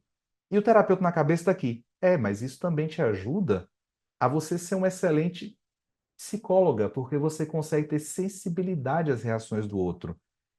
Aqui eu quero que você pense que essa pessoa que a gente está olhando é uma psicóloga. Daí, se a gente tem consciência do padrão matricial, a gente pensa assim: qual é o estilo terapêutico dessa pessoa? Então, provavelmente, ela não vai ser parecida comigo no sentido de ser mais assim, analítica. Não, não, ela vai conseguir fazer com que o outro se sinta ouvido mesmo. E isso vai ser ótimo por um lado. Mas quais são os desafios? Pensa junto comigo. Assim, não me ouve só. Raciocina. Quais são os desafios que essa psicóloga que tem um padrão matricial, que é a boazinha, tem? Para ela, vai ser fácil ou difícil quando ela tiver que confrontar esse paciente com alguma coisa que ele discorda?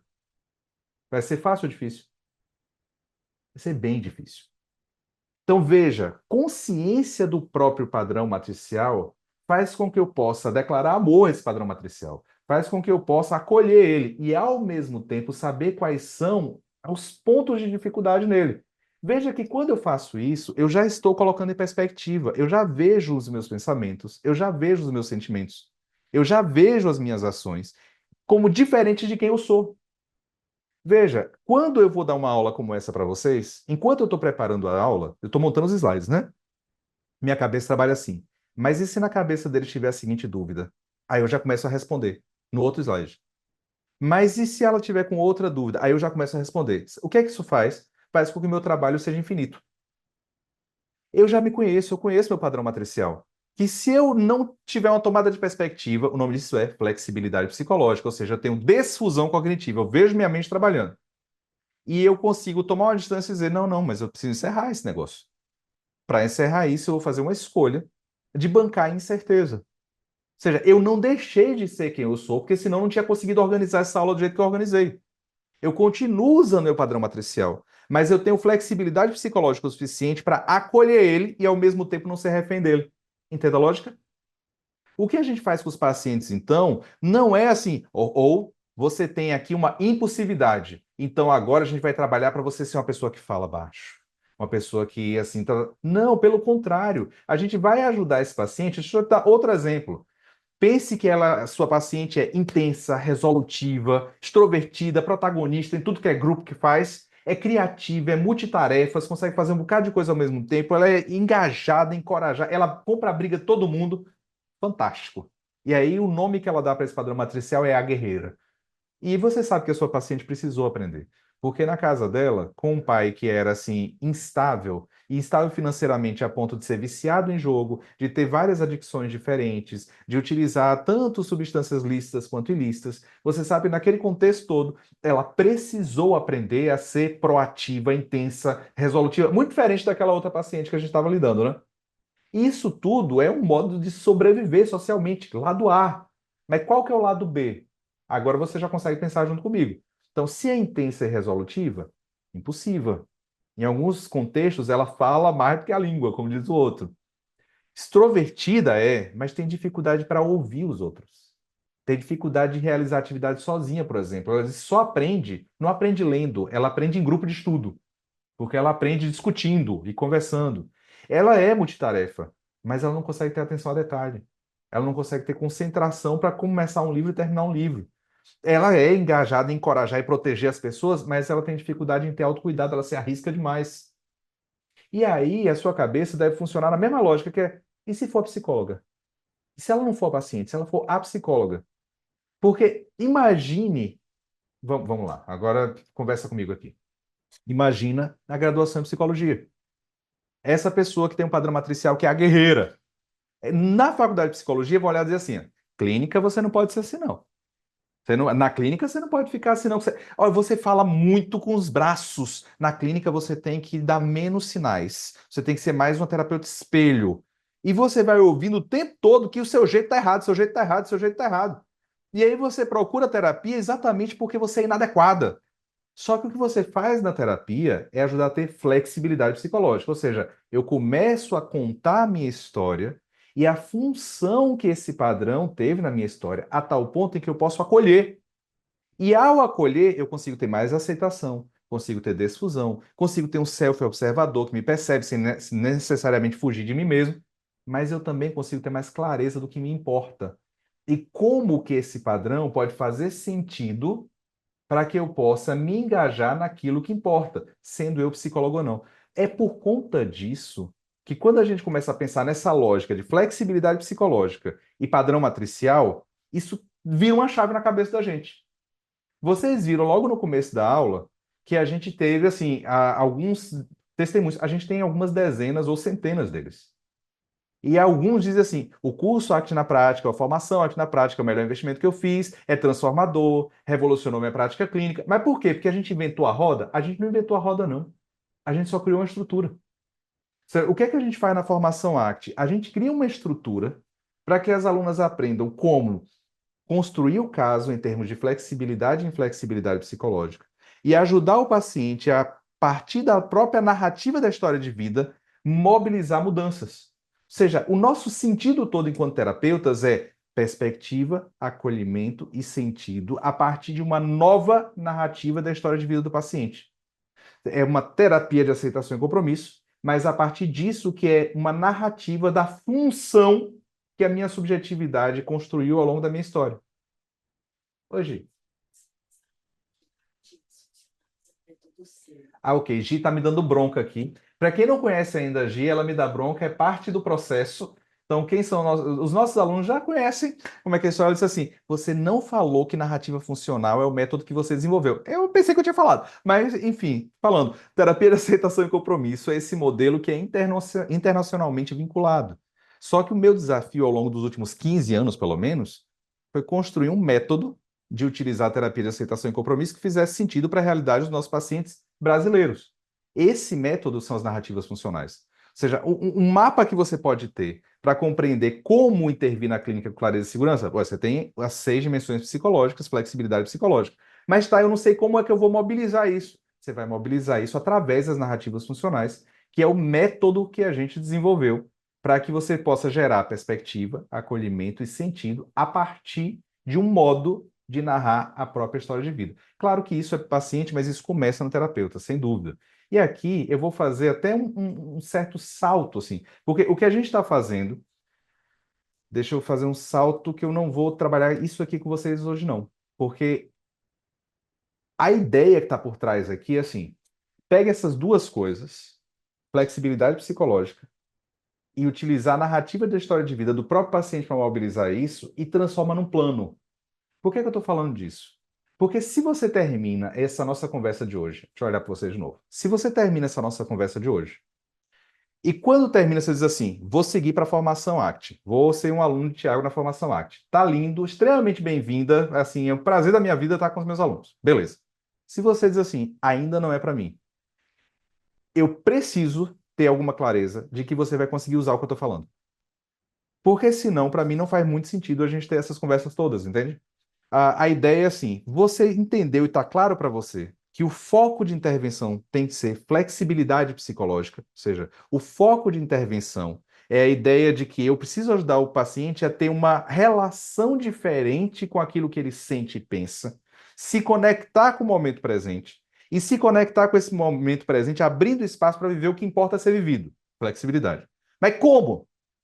Como ajude ele a notar a história dos sentimentos difíceis, a história dos pensamentos difíceis, a história dos comportamentos que ele aprendeu ao longo da vida dele, de tal forma que ele consiga acolher e ter perspectiva deles.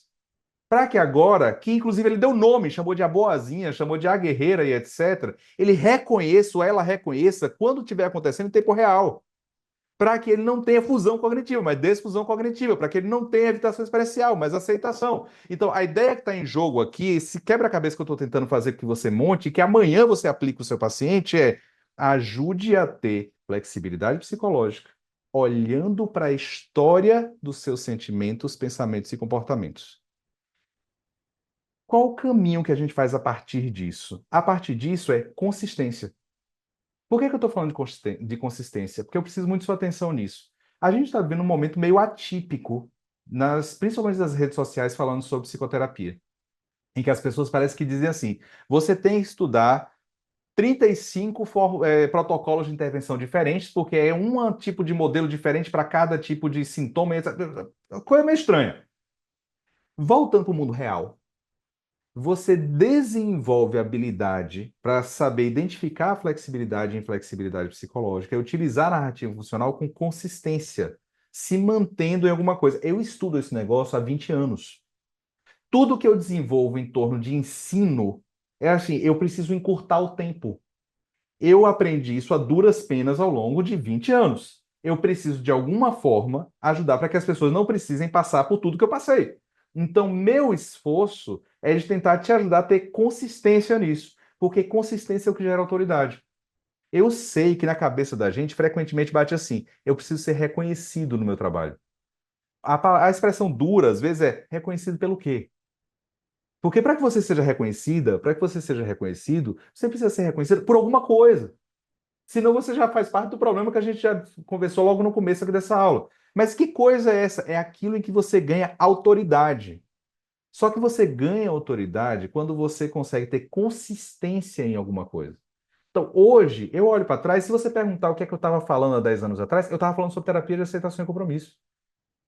Se você perguntar o que eu estava falando há 5 anos atrás, eu estava falando sobre terapia de aceitação e compromisso. Consistência leva a autoridade leva a relevância. Ou seja, não dá para você pensar em ser relevante para o seu paciente e com isso ter reconhecimento se você ainda não tem consistência que leva a autoridade, que leva a ter relevância. Então, nosso esforço na formação ACT é em tentar transformar um jeito de que esse modelo de flexibilidade psicológica ganhe vida para você e ganhe vida através da história. Eu coloquei no centro do hexágono aqui a sua história de vida, porque eu entendo que a gente ajuda o paciente a mobilizar isso, uma vez que a gente também consegue mobilizar na nossa própria vida. Assim. Sim, se a gente viver a ACT, dificilmente a gente vai conseguir utilizar ela. Então, o esforço na formação ACT é, primeiro, aprender a aplicar e curtar o caminho. Ou seja, o que eu aprendi ao longo desses 20 anos sobre como ensinar a clínica é o que eu faço na formação. Qual é o objetivo da formação ACT? É mobilizar competência clínica. Então, se eu vou falar dela agora, se eu vou falar como é que a gente tem feito essa formação ACT e te convidar para estar lá com a gente, é porque eu espero que ela ajude a encurtar o caminho para que você não precise ter o caminho que eu mesmo fiz. Só que eu, primeiro, preciso que o que eu falo faça sentido na prática. Por que é que eu estou dizendo isso? Eu não falei que boa parte do nosso esforço é de ajudar a ter acolhimento e perspectiva da própria história? Isso quer dizer que o meu convite é que você comece de onde você está. Porque algumas pessoas pensam assim, tá, mas eu venho de outra área. Eu venho, por exemplo, da, sei lá, da psicanálise, do humanismo, da fenomenologia, eu venho da terapia cognitiva, ou eu venho da análise do comportamento mais clássica, etc. Todo o nosso esforço na formação é que você consiga utilizar o seu próprio estilo terapêutico para mobilizar a flexibilidade psicológica. O que é que eu estou querendo dizer com isso? Se você entende essa estrutura que eu estou falando, será que é possível utilizar a estratégia do psicodrama para gerar flexibilidade psicológica? Sim ou não? É possível fazer troca de papéis para que o sujeito aprenda a se relacionar melhor com as suas próprias dores, pensamentos físicos? Claro que é. É possível utilizar estratégias que foram adquiridas, por exemplo, para quem gosta de mindfulness e práticas de meditação, etc.? Claro que é. Porque se você não começa a compreender e acolher o seu próprio estilo terapêutico, dificilmente você consegue desenvolver clareza, segurança e reconhecimento. Então, para que a gente possa falar sobre flexibilidade psicológica, a gente tem que vivenciar a flexibilidade psicológica. Como é que a gente faz isso na formação ACT? Aqui eu preciso que você tenha uma atenção enorme, porque assim, a construção da formação, ela é um reflexo daquilo que a gente viveu ensinando pessoas na prática clínica. Então, primeira pergunta que sempre bate. Diga, G.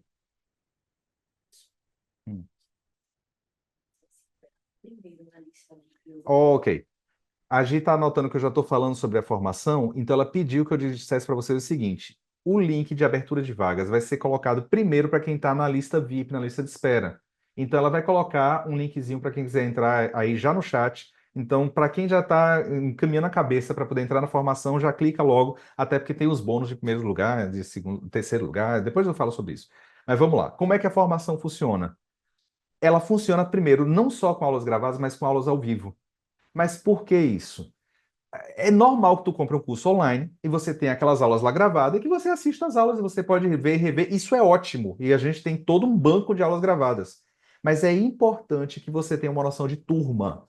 É importante que você esteja inserido na comunidade para que você possa colocar suas dúvidas, para que você possa pedir referências. Então a gente tem aulas ao vivo em que você pode interagir comigo. Porque só as aulas gravadas, elas te dão uma base de conhecimento, mas aí elas dificultam a interação. Então, há aulas ao vivo e há aulas gravadas. A formação não é um curso que você compra e você fica lá com um arquivo como se tivesse comprado um livro apenas. É uma formação de fato. Dentro dessa formação, a gente não utiliza só a estratégia de aula expositiva. Ou seja, a gente não fica só falando dos conceitos, mas a gente utiliza casos simulados, por exemplo. O que é isso? Nós representamos uma sessão clínica. Porque como tanto eu quanto a Gia, a gente já tem anos de prática clínica, a gente já tem perfis de paciente na cabeça. Então a gente começa a fazer representações de como seria uma sessão clínica que se refere àqueles conteúdos que foram trabalhados. Então há casos simulados que já estão para lá.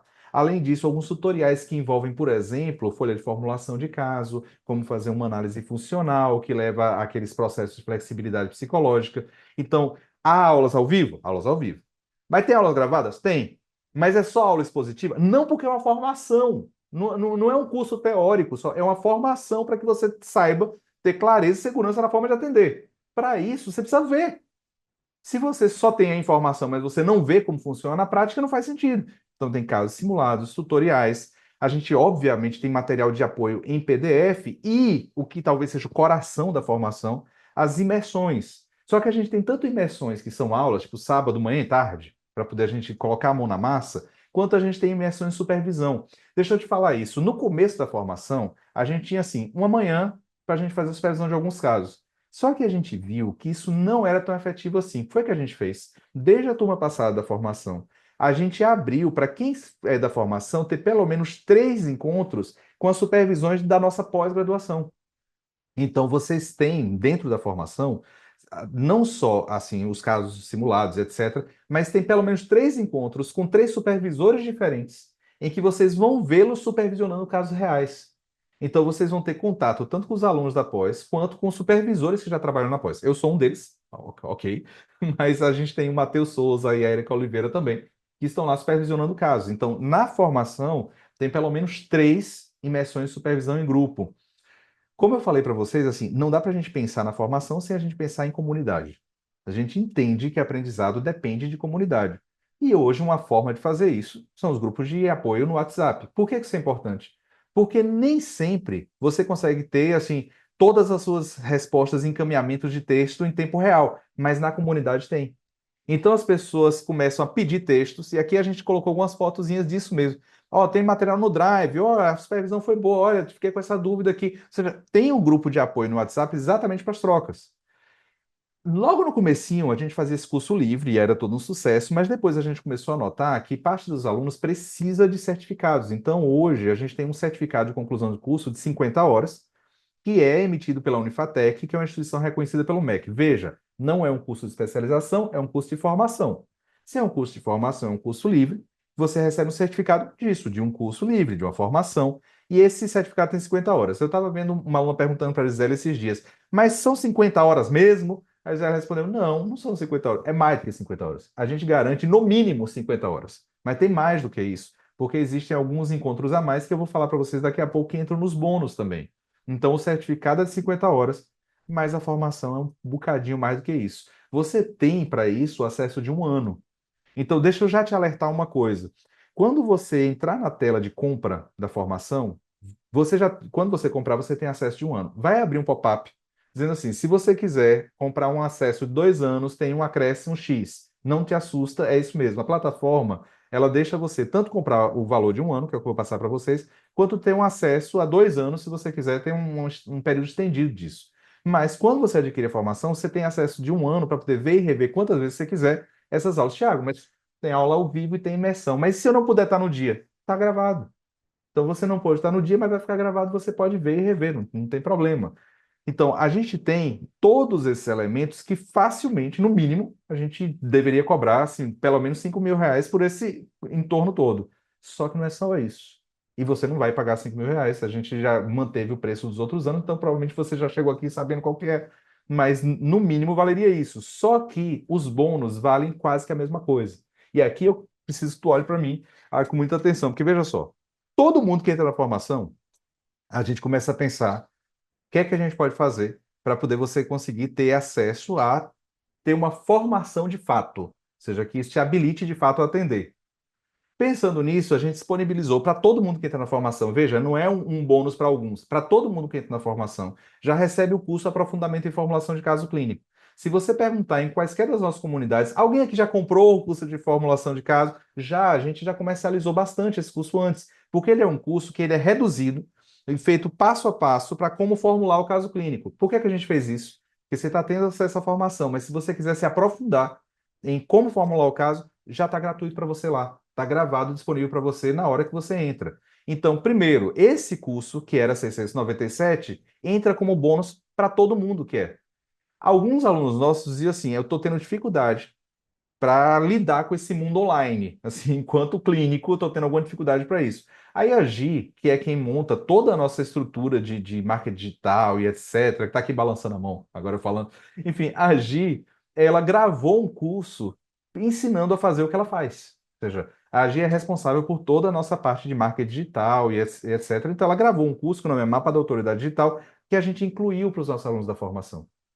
Então, para todos os nossos alunos, para todas as nossas alunas, quando você compra a formação, além das 50 horas ou mais que você já tem da própria formação, você também fica com o curso de aprofundamento em formulação de caso, você fica com esse curso que é o Mapa da Autoridade Digital, e isso aqui eu preciso explicar. E o que são essas imersões follow-up? Veja só. Uma das atividades da formação, para que seja de fato uma formação e não um cursinho que você compra e assiste a aula só, a gente pega as principais dúvidas dos alunos e a gente monta uma aula só baseada nessas dúvidas dos alunos. Só que foi o que a gente pensou. Peraí. Mas a turma 9 entra e ela fica com acesso durante um ano. Ao longo do ano, em geral, a gente tem pelo menos duas, três turmas de formação. Então a gente vai abrir para que essas aulas que são a partir das dúvidas, que a gente chama de imersão follow-up, que elas também sirvam para quem está entrando agora. Então você não vai ter só acesso à imersão follow-up da sua turma, mas da turma 10, da turma 11, por exemplo. Todas as turmas que aconteceram ao longo de um ano, você vai ter acesso também a essas aulas extras que eles têm.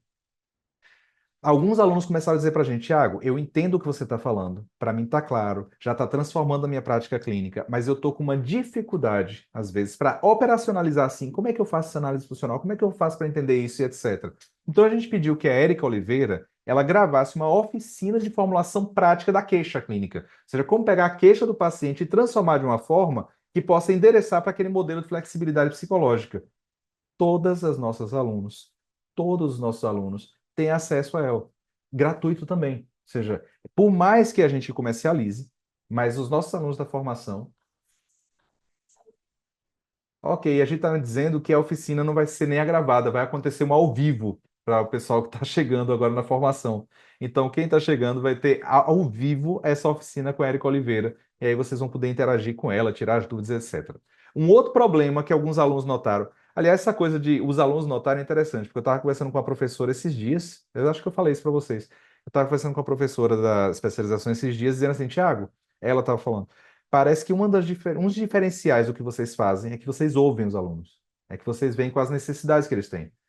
E uma das necessidades era como é que eu posso entender interação medicamentosa. Porque eu entendi, Tiago, você falando que as nossas emoções falam do nosso corpo, mas eventualmente uma parte significativa disso é psicofármaco. Como é que eu posso entender mais sobre isso? Então, a gente chamou a doutora Carolina Dallalana, que é uma psiquiatra muito competente, e ela gravou uma imersão em psicofarmacologia na prática clínica. Então, e nota, não é bônus para alguns. Todas as nossas alunas da formação recebem isso aqui dentro do valor que vocês vão pagar da formação.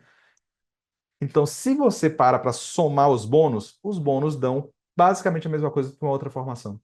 Para pensar. Um dos bônus é um curso de formulação de caso. Outro bônus é follow-up com as turmas. Outro bônus é oficina de formulação. Outro bônus é imersão em psicofármaco. Outro bônus é um curso de autoridade digital.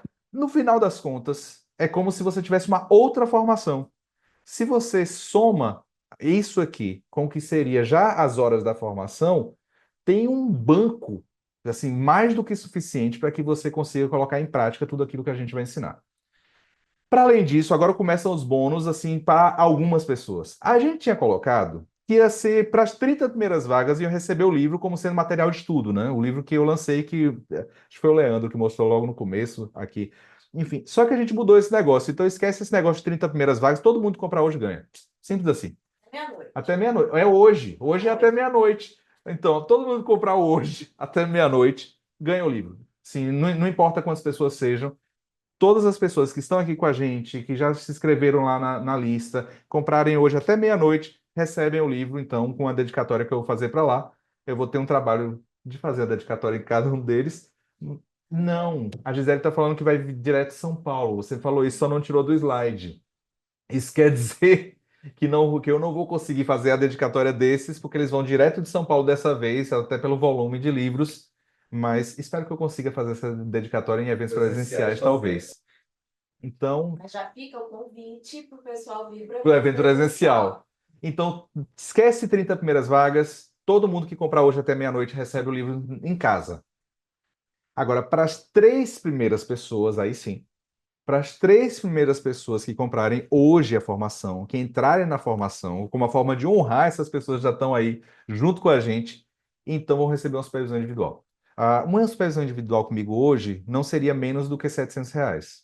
Eu não abro mais vaga para supervisão individual, a verdade é essa. Então, as pessoas que me procuram no direct do Instagram, dizendo assim, Thiago, como é que seria para ter supervisão contigo? Não tem muito como, porque minha agenda não comporta mais. Mas para essas 3 primeiras pessoas, elas vão receber uma hora de supervisão comigo. Então, te prepara os seus casos aí para que a gente possa conversar sobre eles.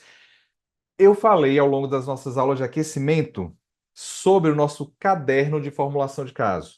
O que é o caderno de formulação de caso? É uma forma de você organizar os seus casos clínicos. Então, o que a gente faz? Deixa eu colocar aqui de uma forma que dê para ver. Queixa, formulação da queixa, os processos de flexibilidade e inflexibilidade psicológica, tudo que você precisa para organizar os seus casos clínicos, a gente transformou em um caderno. E esse caderno a gente não vende. Isso é uma forma da gente dar como bônus para os nossos alunos. Os alunos ficam perguntando para a gente como é que faz para comprar. A gente não vende eles. Então, para as 15 primeiras pessoas que entrarem na formação, a gente vai enviar, além do livro, se você adquirir isso hoje, esse caderno de formulação de caso. Deixa eu ver o que é que falta. Bom, falta falar qual é o valor do investimento. Então, se você fosse somar as duas coisas, facilmente ia chegar perto de R$ 10.000 isso. Mas a gente vai manter o mesmo preço que a gente já está mantendo há 2 anos. O valor da formação, ou se não o valor, mas o preço dela é R$ 3.997.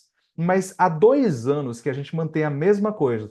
A gente sempre dá um voucher em que você não vai pagar 3.997, mas o voucher de agilidade é de R$ 1.000. Então, no final das contas, tudo isso que eu falei, agora, quando eu falo tudo isso, é tudo isso mesmo, ou seja, a formação toda, mais todos os bônus, todos os custos que vêm como bônus. Se você entra hoje, mais os bônus de livro, mas se você está entre os 15 primeiros, caderno Act na prática, se tiver entre os 3 primeiros, supervisão individual, tudo isso a gente manteve o mesmo preço, não mudou nada.